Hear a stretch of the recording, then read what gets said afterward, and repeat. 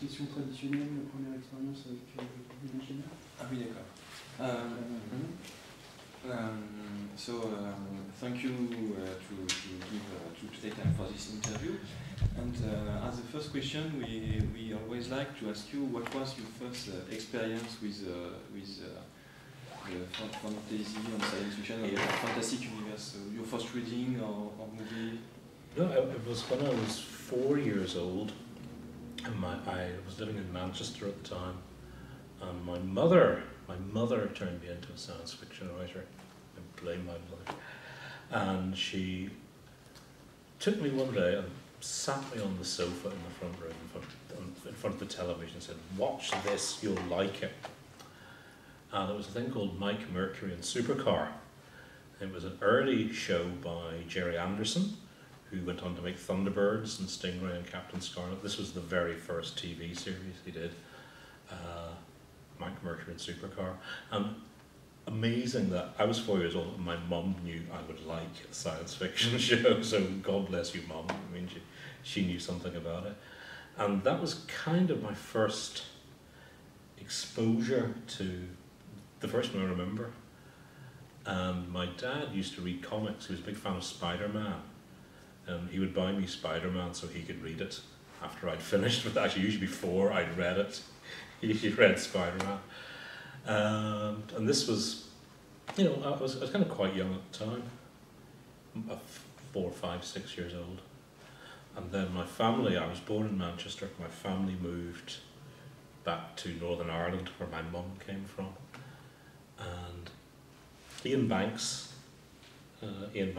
M. Banks has a theory, and it's a very good theory, that all writers have moved home before they were 5 years old. And I was at a university conference on creative writing, and I kind of asked the audience, because it was made up of people doing creative writing courses, how many of them had moved home before they were 5, and 85% of the room put their hands up, which amazed me actually. So, and I think what it's about is, I think it's when you're a kid,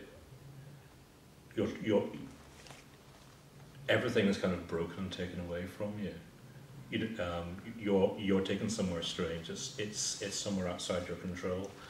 And I think writing is trying to get that control back over your life again. It's building a world that's just for you, that kind of works for you, where you can make everything work as you want it to, and you don't have that kind of massive disruption caused by other people. When you write, it's completely your world, and it follows your rules and does what you want it to. It's your home. Anyway, that's kind of my theory of it. But so it was Mike, Mercury and Supercar, Spider-Man and moving home before I was 5 years old, and all these things kind of came together. The first science fiction book I bought was the first of the 2 volumes of the Hugo Winners, edited by Isaac Asimov. And volume 1 had a green spine, volume 2 had a red spine. But I've been reading science fiction for quite a while in the library. And like many writers of my generation, it was Victor Gollancz, the publisher, turned us into science fiction readers. Because it had a very, very simple marketing strategy. Because all their science fiction came in more or less a plain yellow cover. Just more or less a plain cover, yellow all the way around. Name book, maybe like a red circle or a triangle or something on it, but plain yellow cover. And it was genius, because that meant if you were in the library, if you saw a yellow spine, you knew that was science fiction, you could go straight to it. And it was actually very clever. Lots of, particularly British and Irish writers of my generation, all remember the Gollancz yellow covers in the library, because that was science fiction, usually good science fiction. So kind of all these things kind of came together. So yeah. Yeah.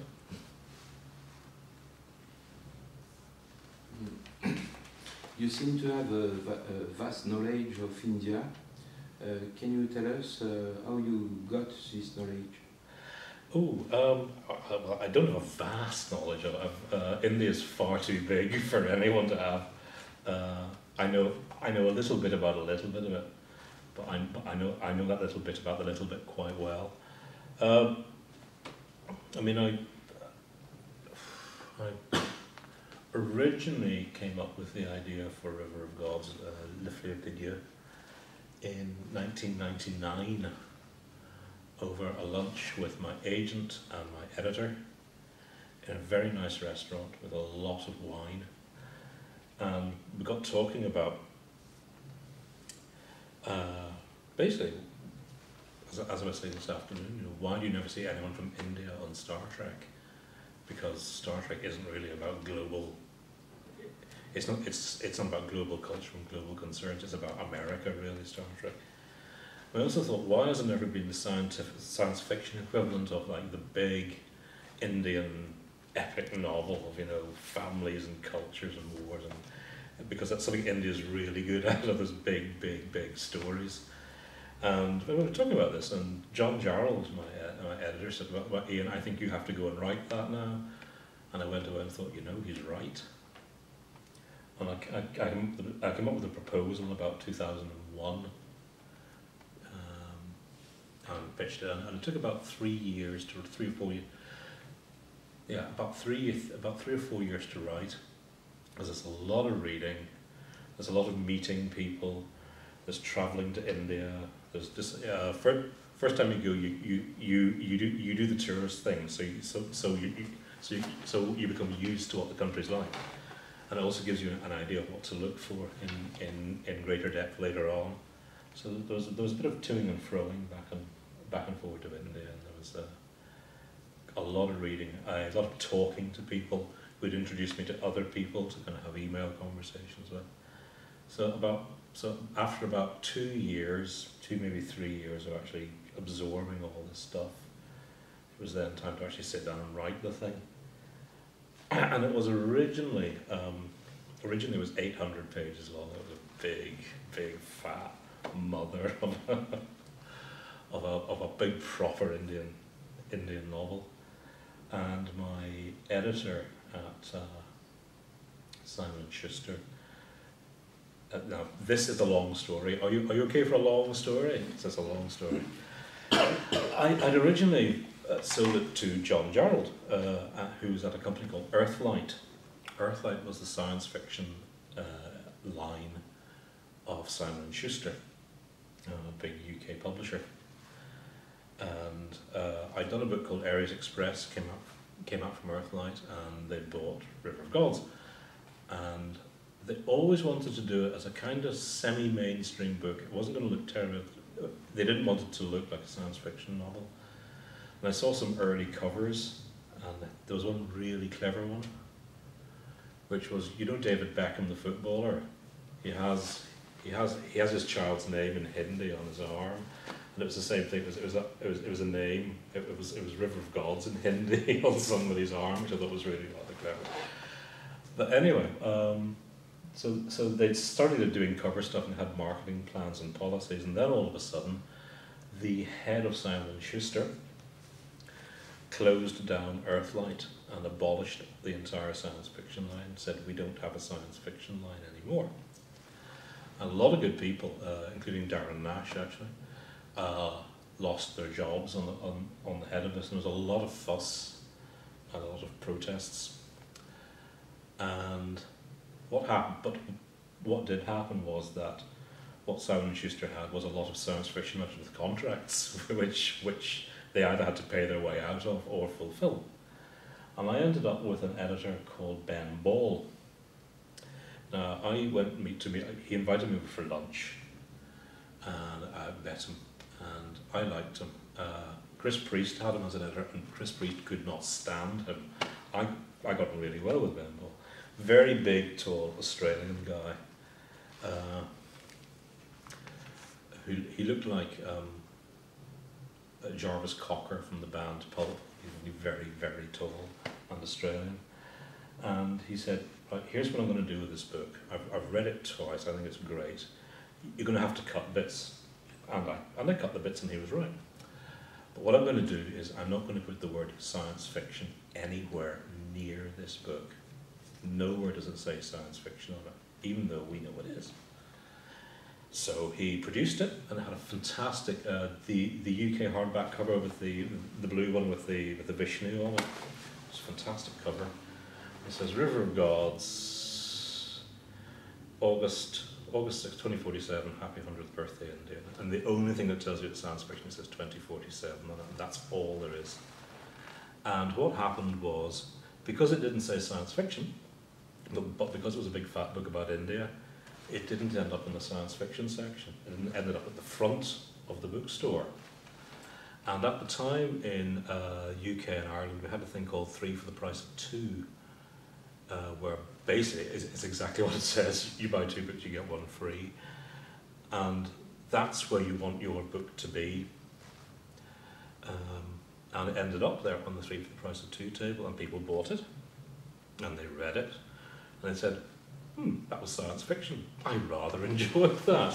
And what happened was people who didn't normally read science fiction, or what my current editor, Simon Spanton, what he calls the lapsed Catholics, who are people who used to read science fiction and don't read it anymore, they kind of picked it up and said, oh, actually, that looks okay, read it, enjoyed it. It kind of brought them back into the genre again.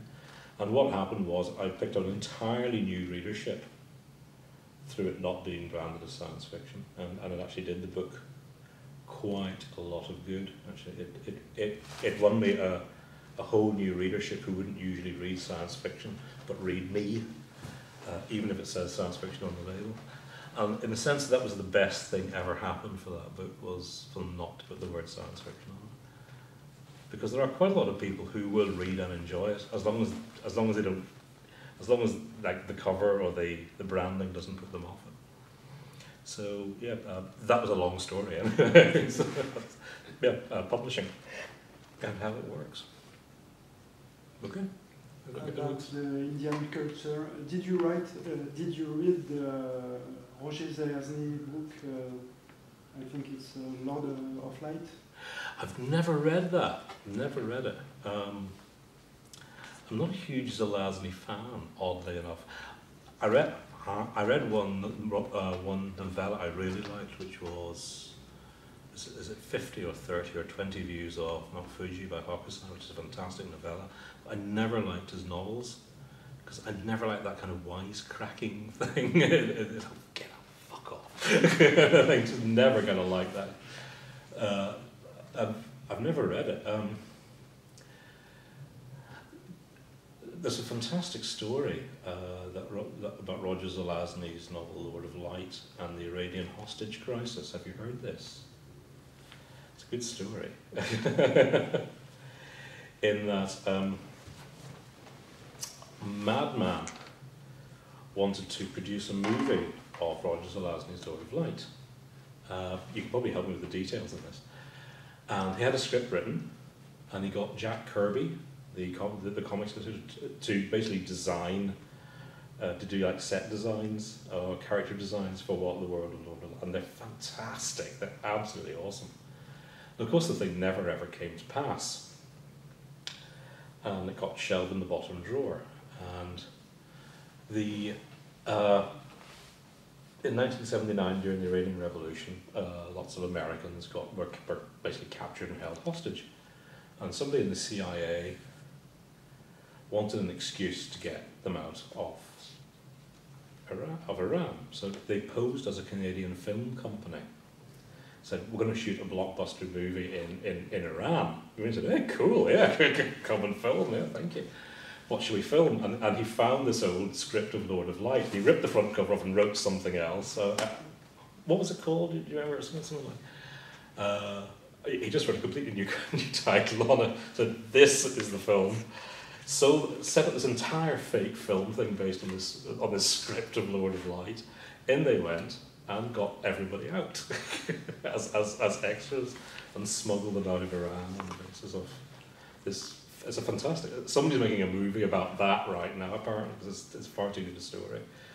So yeah, but to go back to your question, no, I've never actually read it. In a sense, I wanted to write more about India than about the Hindu pantheon, because it's just a fascinating place. I was at on a festival in Saint Malo, Étonnant Voyageur, in June. And I was on a panel talking about India, and there was an English guy. He's married to an Indian woman. He lives in Delhi. He writes crime novels set in Delhi, which sounds great. And he said something I thought really summed it up. He said basically he feels that India is like the default state for human societies. You know, it's what, you know, if it was an apocalypse or whatever, what comes after it, it'll look like India pretty much. Actually, things revert to, it's chaotic, but things revert. And I thought, yeah, that's exactly how I see the place. So yeah, cool country. Yeah. Anyway, yeah, okay. River of Gods an extraordinary reference to the Indian mythology. Yeah. And King of Morning, Queen of the Day, refers to the Irish legend a little. And you cause to move closer the sharp technological universes and to face in ancestral divinities, progress and tradition, without opposing them but liking them closely. While one could rather think that it's about two distinctive roads, why is this association? I think, I don't know, maybe it's just the way I look at the world. I'm kind of always interested in the irrational and how powerful irrationality is. And I was saying this morning on the panel about 9/11. For 10 years we have been living in an age when literally madness has ruled us all. We do live in a mad world where decisions are not made rationally. And I'm interested always in kind of the kind of glorious insanity of kind of religion and spiritual belief, of something that's so clearly nonsensical. I mean, any religion, if you look at it closely, doesn't make any sense whatsoever.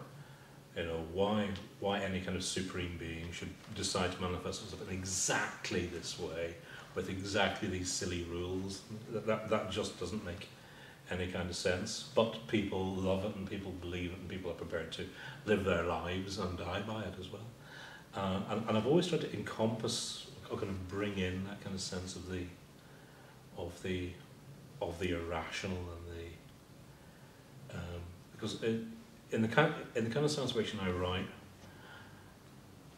I'm trying to write about a future world, and that means writing about every part of that future world, like in River of Gods. So I'm writing about a society from top to bottom, from the government minister, to the thief at the bottom, through all the stages in between. I'm trying to give you a sense of everything that's in that world, what people, you know, the sport they go to.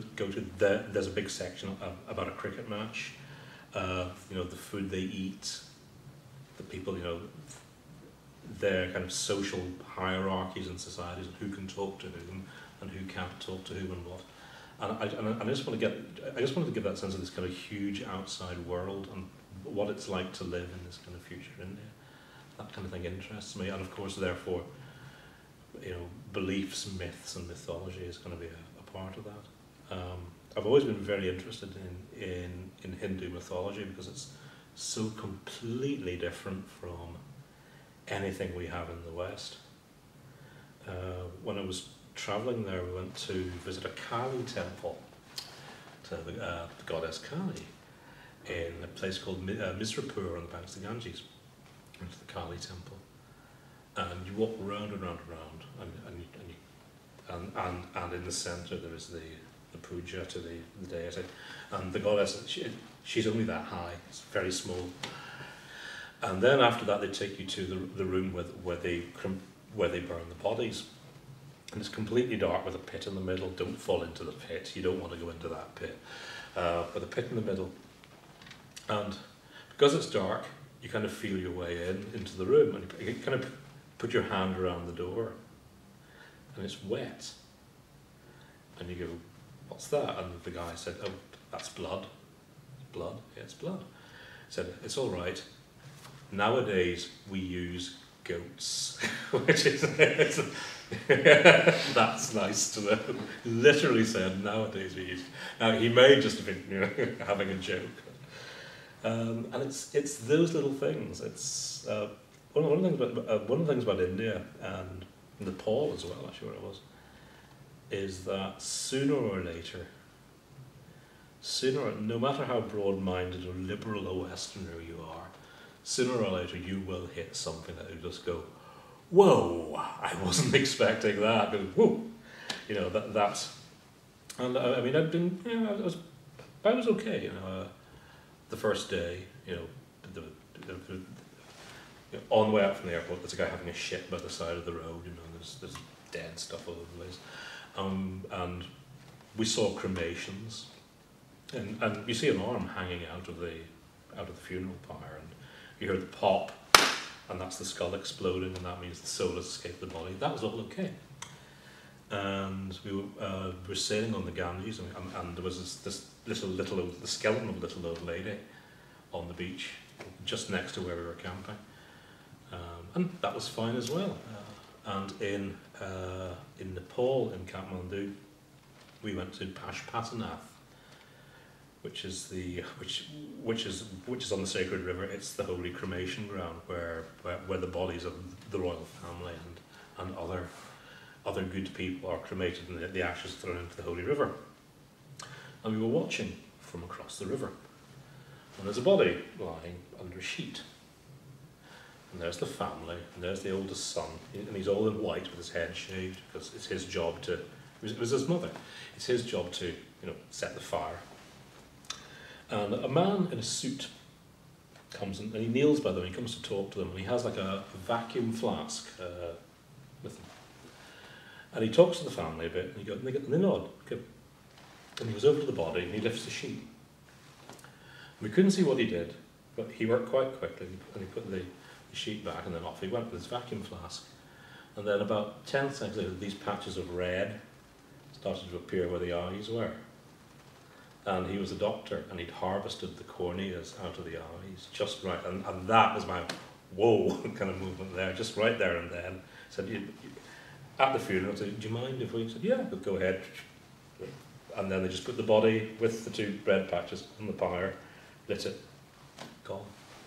And it's at some point you hit something that kind of, that kind of makes you really wonder about what it is to be human and how diverse our range of experiences are. And I haven't answered that question at all. Anyway, yeah. Cool. And according to you, man is necessarily driven to evolve and to integrate more technology within its body as Aj in River of Gods. Yes. For example, with a biological body and an artificial brain. Yeah. That was an idea I used first in a book I hate, called Out on Blue 6, which I hate. But I'm interested in kind of like reverse cyborgs. There's a lot about in science fiction about people being uploaded into computers. It's also interesting that the computer downloads themselves into a body. That's an interesting thing to think about and ask about. Because one of the things I thought about when I was writing about artificial intelligence in River of Gods is that artificial intelligence is completely different from the way we think of intelligence. Because our intelligence, it's stuck in one place and it moves around. Artificial intelligence, as we're developing in computers, it's quite hard to make it move around. You have to build some kind of robot body for it or something like that.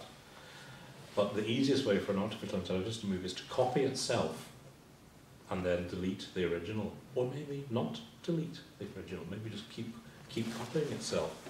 So in a sense, the default state for an artificial intelligence is something that can constantly copy itself and have subroutines of itself. And that's a completely different way of looking at reality, because we cannot copy ourselves. If we could, we would live forever. We have one consciousness which cannot be copied and it's stuck in there. But but for a computer, that's the easiest thing to do. That is kind of the default state. You copy, you delete if necessary, because all you're doing is deleting just another copy of the same information. And the more I kind of explored the way I was thinking about artificial intelligence, that maybe kind of as well that lots of smaller intelligences could, say, have like dozens of intelligences down there, and maybe above them there are a few higher ones that use those separate intelligences as part of itself, and above those are yet higher ones as well, and then at the top they're even higher ones, and so that the ones at the bottom may not know they're actually part of the top, but they are part of the top as well. They can be doing 2 or 3 things at the same time. And it is quite a kind of head-frying thing to think about, you know, what an artificial intelligence might be like, rather than just somebody like a human being that actually talks in a box. That it's, you know, that an artificial intelligence that grows up in a computer environment would be very, very different from the way we know them. And the more I thought about it, the more I thought, actually, yeah, I didn't know, but I actually made the right decision, because this is like Hinduism. It's like all the small gods, and then the levels of higher gods above them, and then those gods above that. And the small gods don't necessarily know they're part of the bigger god, and the bigger god may have forgotten that that they have an avatar or some form somewhere else. And what I was doing was basically recreating Hinduism through the computer network in India. And if I remember rightly in the book, there are 3 top-level Generation 3 artificial intelligences. One is a political party, one is the stock market, and one is a soap opera. I'm most fond of the one that's the soap opera. If I remember right, there was a. It was a late idea to put the soap opera into the book, but everyone's obsessed with this computer-generated soap opera called Town and Country, where all the characters are computer-generated and run by artificial intelligences. And of course, being India, people aren't just interested in the characters, they're interested in the actors who play the characters. So the same artificial intelligence plays the actor who plays the character as well.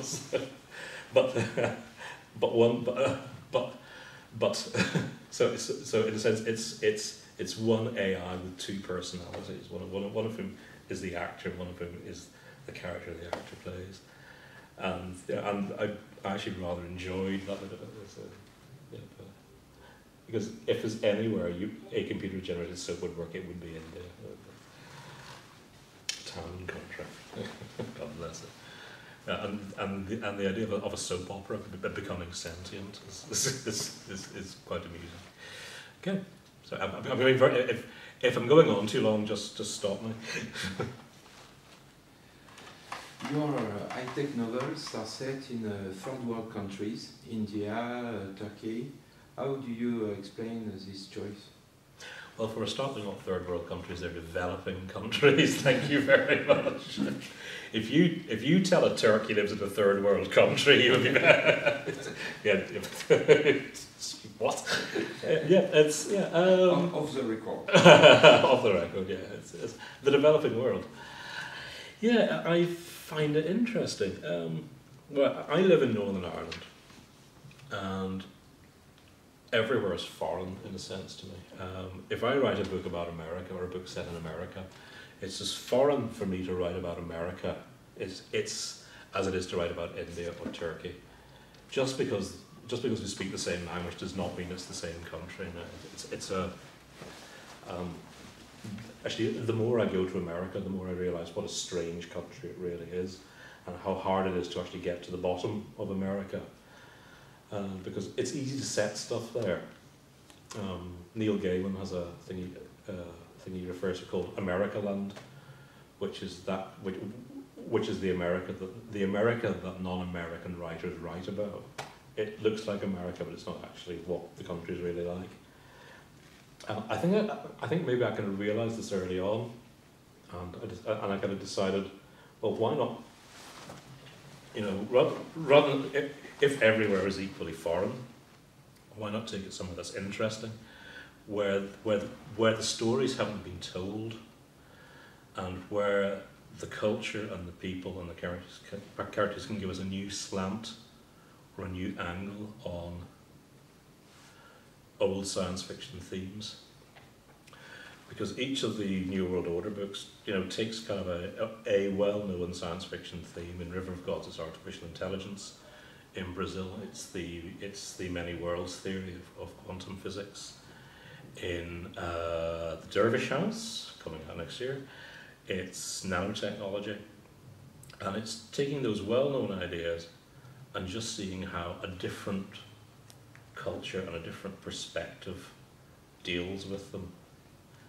Because I was saying this afternoon actually, that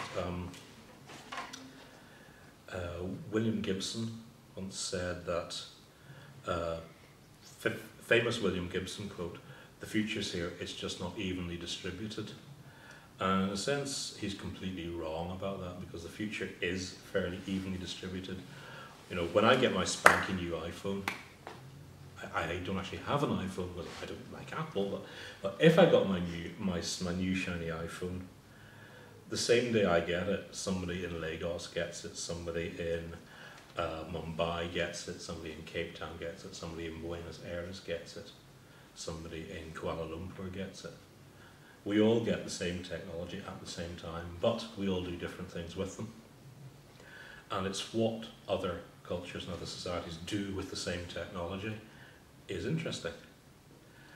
I was on the World Bank invited me to a workshop in Washington, DC, which is great, it's very interesting, on what they call virtual economies in the developing world. And that's basically, you know, people making money online in the developing world. And what everyone thinks, you know, it's people in China, you know, playing World of Warcraft and gold farming. Guys, that's about 3 years ago, actually. They moved on to more interesting stuff. One of them, and this was fascinating. One of them is a thing called cherry blossoming, and it's a Japanese word expression for paid supporters at a sports event.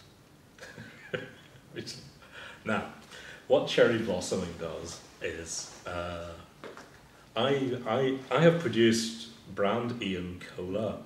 Brand Ian Cola is, I've got the Facebook page, I've got the Twitter page. I want to make a bit of a fuss about Brand Ian Cola. So what I do is I go to a cherry blossom company and say, I'd like 50,000 likes and 50,000 retweets on my Brand Ian Cola. And he said, yes, certainly, no problem, that will cost you $5,000.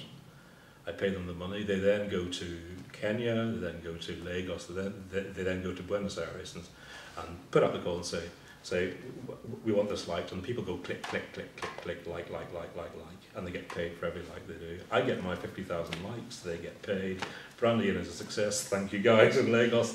We have cherry blossomed Brand Ian Cola.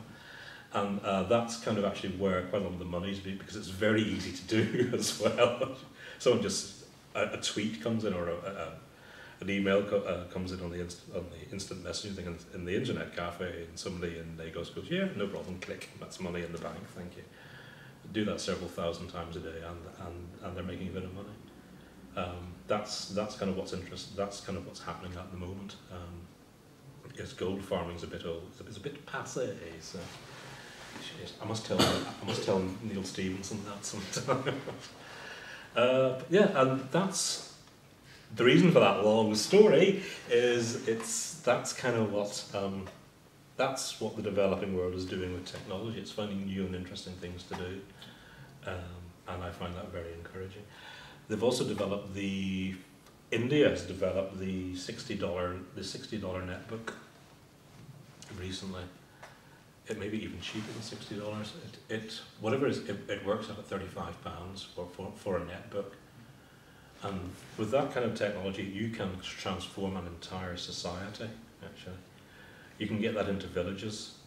Because one thing they found, what I learned from this World Bank thing, was that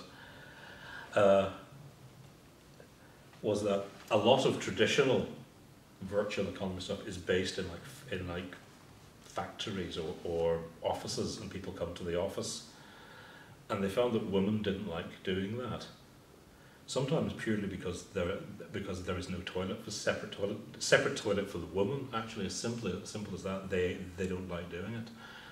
But with a very cheap netbook, they found that what they can do is women take them into their homes. They form small groups of women. They can share child minding and childcare and work at the same time, and that kind of thing starts a very slow social revolution as women start making their own money and becoming independent, and that kind of thing can actually transform an entire society. And I found that very exciting, actually. And that's exactly. I mean, how different societies use technology in different ways to achieve different social ends. So, end of lecture.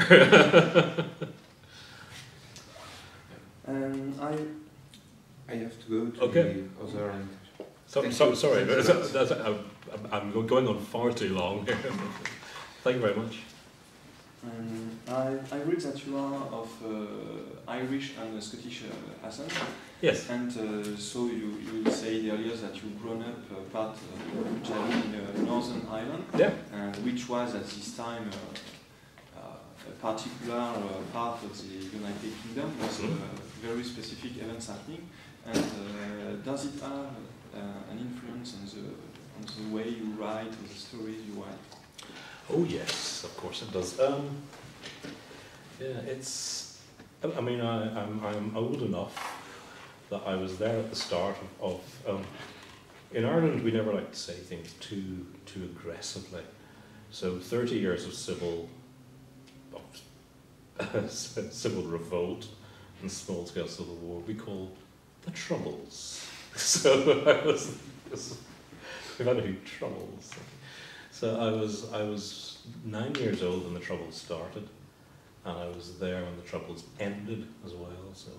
So I've lived through 30 years of prolonged, low-grade,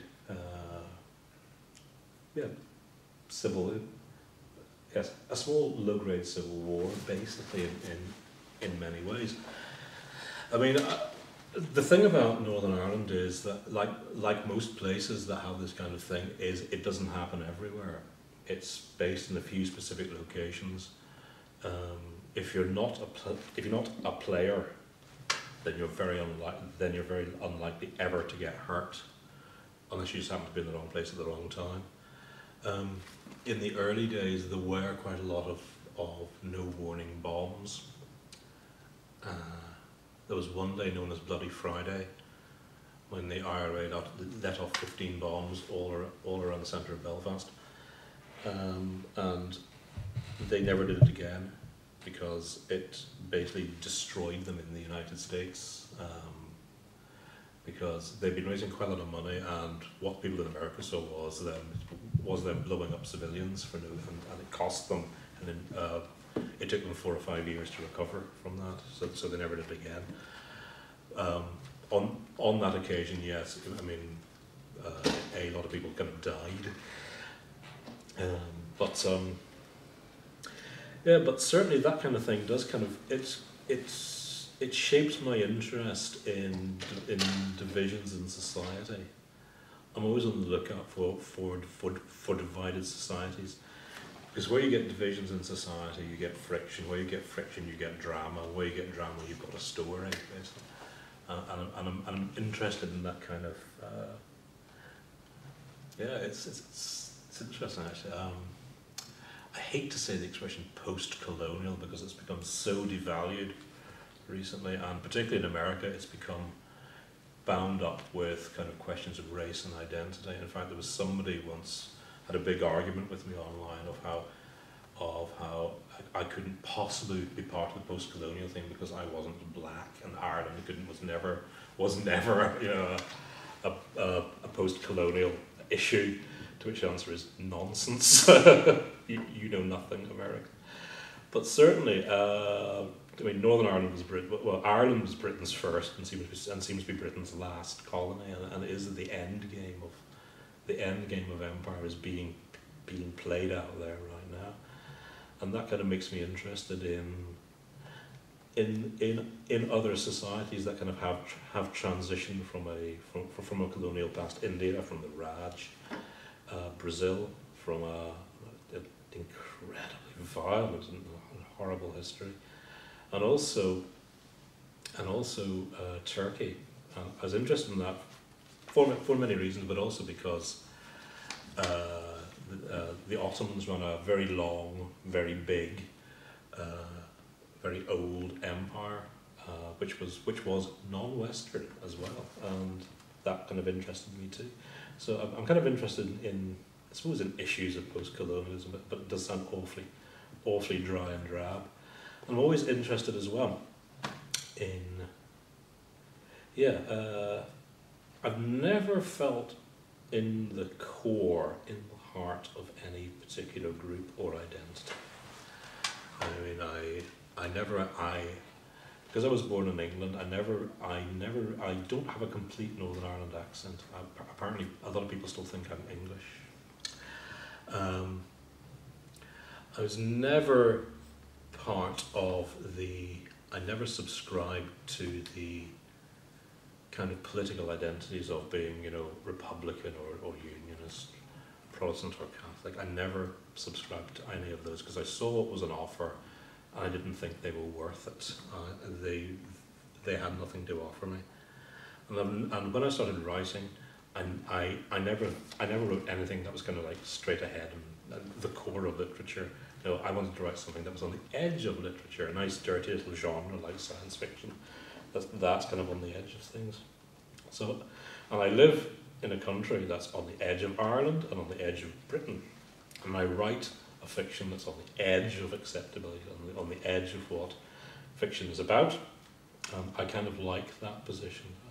For me, the edge is always more interesting than the centre, because the edge is where things start to rub up against other things, where science fiction rubs up against other genres, where things cross over, and I find that much more interesting. The edge is much more interesting than centre of things, and there's quite a lot of fantasy and science fiction exploring ethnicity at the moment, and okay, that's great if you want to do it, but that's never really interested me, because I'm more interested in the edge of things, where ideas, languages, concepts rub up against each other. That's Freud said it originally. Groucho Marx repeated it, and Woody Allen said it as well. But I really wouldn't want to be in any club that would have me as a member. Shoot. A little question.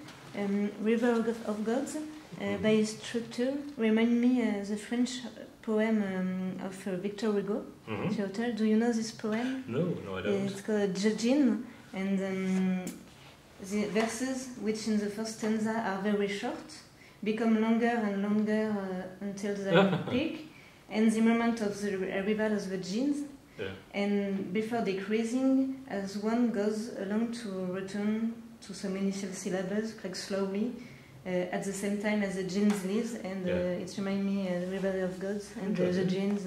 Yeah. Cool. But I must have a look for that actually. I'm starting to read more French literature in French because it's good for my French as well. And all that's No, I will look for that. No, it's the title was another thing that changed at the last moment.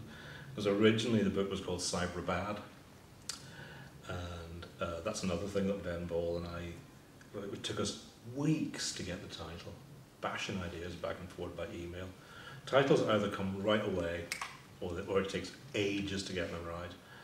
And we were firing ideas back and forth, and he was suggesting things and I was suggesting things, and eventually he got something to do with River, and I turned it into River of God. So yeah, that's it. that's the title, because the Ganges is the River of Gods. It descends from the hair of Shiva.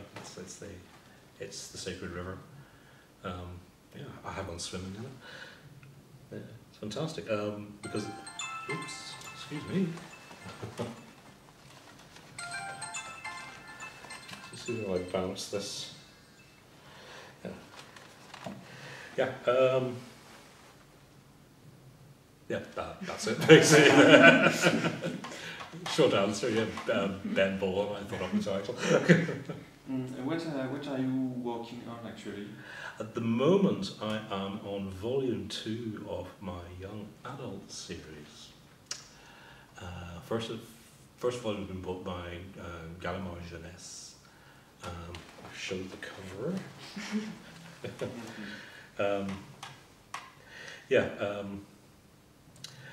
It is where the money is, actually, to be honest, YA. And there's nothing wrong with that, but also it's a story I wanted to tell, and I've had it in the back of my head for quite a long time. And back. And it makes a nice natural series. Volume 1, get that?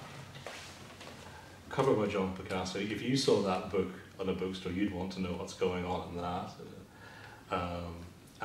Out in December in the US, Planes Runner with cover by the fantastic John Picasso. I'm just finishing up volume 2, Everness. I've sold 3 books in that series. And there's at least 4 more to actually explore the idea.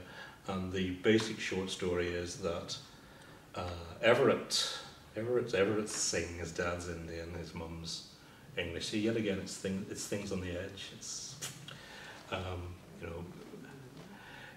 his dad gets kidnapped in London on Christmas Eve.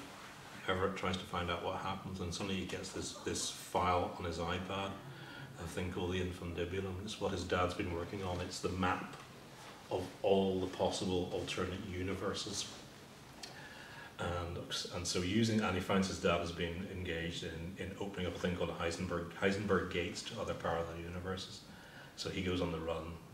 The bad guys want to get the Infundibulum. He wants to find his dad. So he goes in search of his dad, and the bad guys behind him across parallel universes. And it's a shitload of fun. It's a shitload of fun. There's a world that looks like steampunk with no steam in it. It all runs on electricity, and it's actually a lot cooler than any steam. And there's another world where Ireland is where it is. Britain actually is just off the coast of Spain and Morocco, and it's kind of and there's this kind of really rather cool Islamic culture that's kind of risen up, and there's another world which is exactly like ours, except that something very weird happened to the moon. It's good fun. I like the characters. They're all kind of awesome. So I'm delivering book 2, get on to book 3, but also at the same time I'm trying to I'm reworking an outline for the next adult novel, which will be something different. I've explored big societies and big countries and huge megacities. I'm now interested in how small a society can be and still work. So I'm looking at countries like Iceland. Iceland has fewer people than Belfast does, and it has a lot fewer people than Nantes does. But at the same time, they have 2 symphony orchestras, they have a ballet, they have opera, they have Björk, Sigur Rós, Mum, Oliver Arnolds. Shitload. How do they do it in such a small country? And that interests me. And Enid, my partner, worked for a year in the South Pacific, in the island of Tonga. Yes, sorry about the rugby guys, but there are 100,000 people in Tonga, and that kind of small society interests me. Because I'm interested in the area in this book. It's where a family. It's about kind of how a family can become a nation, and a nation can become a family.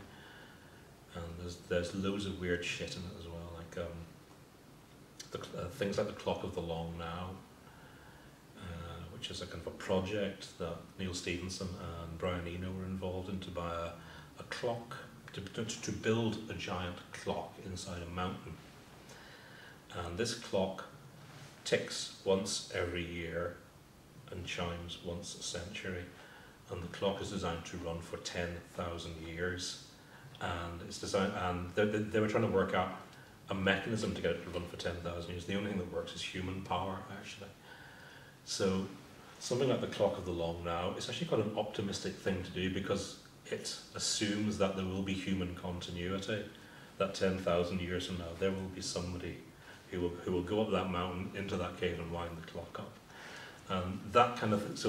So the book's going to be about very small societies, very huge, mega complex, modern families, and very, very long-term projects, and Tesla coils, because Tesla coils are very cool.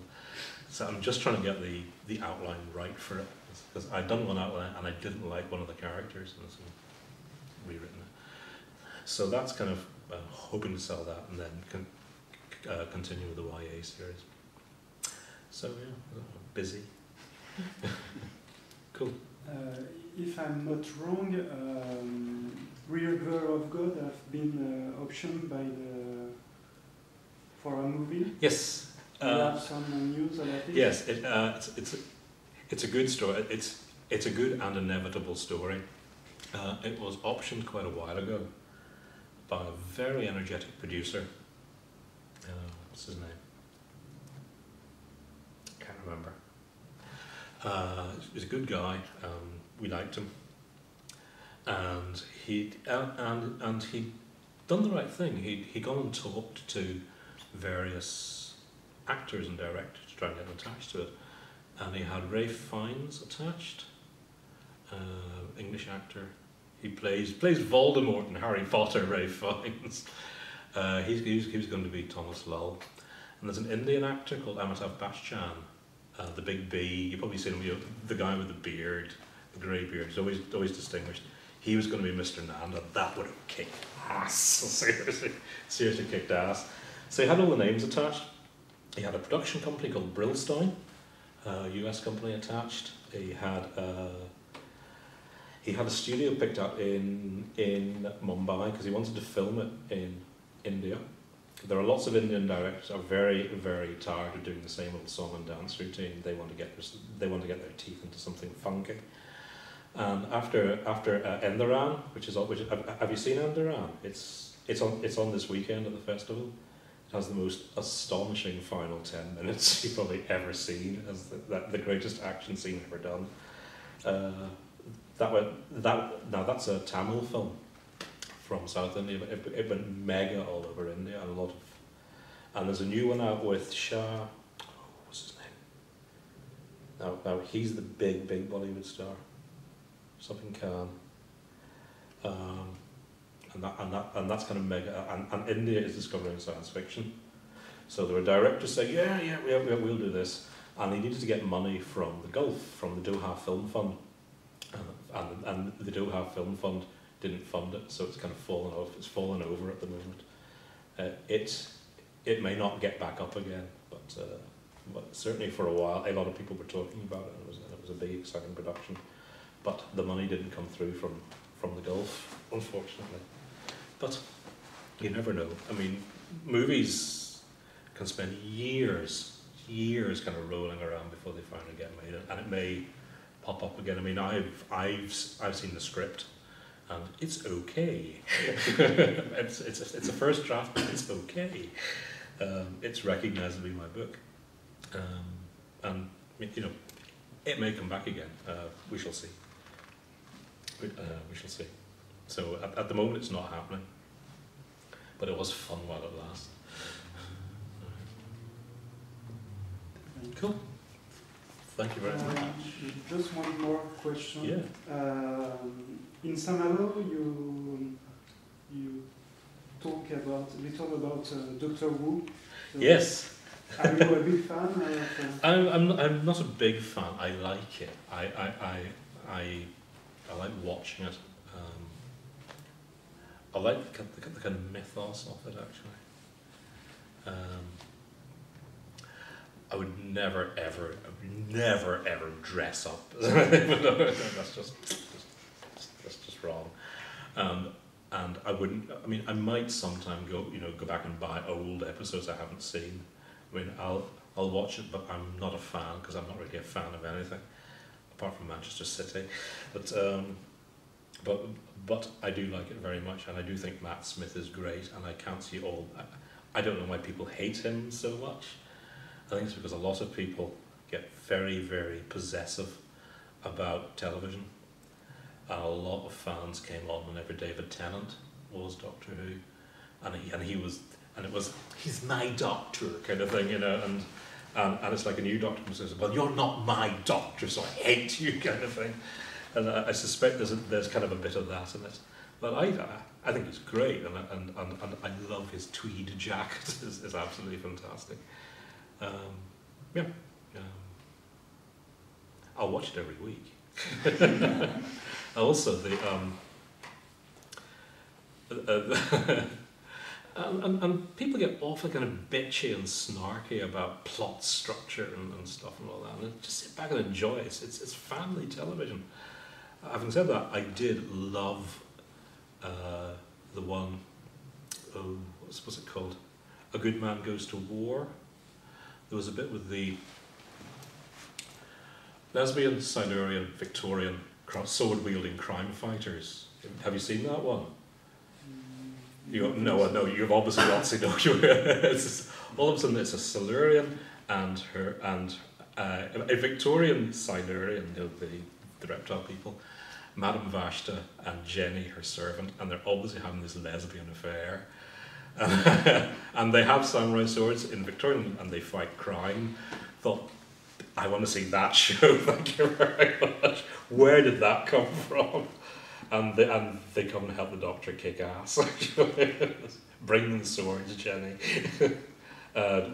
Watch out for that one. That was one of my biggest moments of pleasure of the entire series, was saying that was good telly.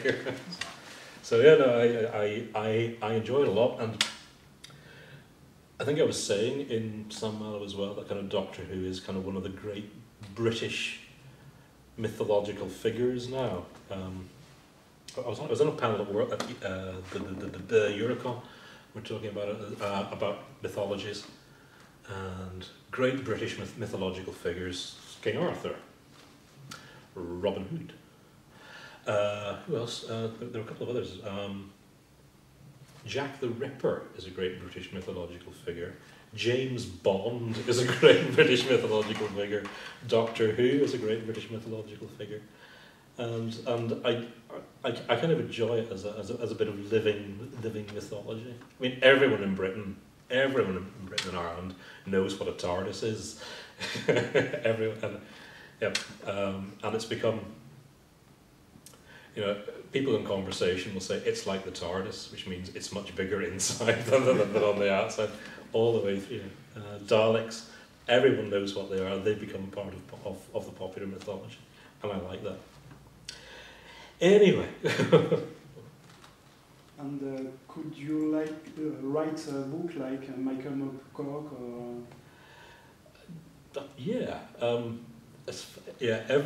Every science fiction writer in Britain has their secret Doctor Who script in the bottom drawer. Every one of us. We're just waiting for the phone to ring. Here. Yes. Ooh, I'll have to think about that. Every single writer in Britain has her or his Doctor Who script somewhere in there. I've never thought about doing a novel. I think it'd be quite fun. Al Reynolds is doing a Doctor Who novel, which and apparently enjoying it immensely. And I think it's just such a flexible world to play with. And you've got a huge range of characters to choose from, because you're up to is it 12 Doctors now? Is it 11? Yeah. Exactly. Yeah. So you've got 11 different main characters to choose from, and that's a lot of fun. Personally, I would like to have seen more of Christopher Eccleston. I thought he was just getting in there, actually. One more series would have nailed it, and it was a pity he pulled out. But I've got my script. I'm not going to tell you what it's about, but it's in there. If the phone never rings. Yeah, try stopping me. Okay, Perfect. thank you very much Thank you very indeed. much. Yeah, sorry about on so long. Cool.